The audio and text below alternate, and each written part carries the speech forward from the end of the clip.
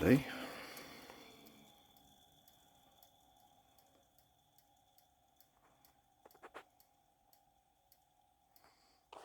Now, get out here, I'm on call.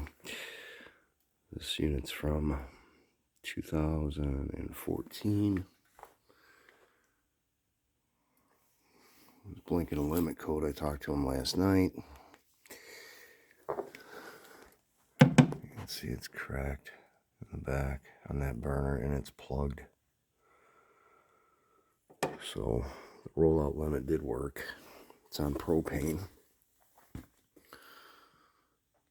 So we got to get a new heat exchanger for this one.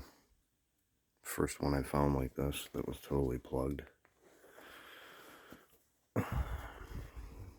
Well, that's just a short video on this one.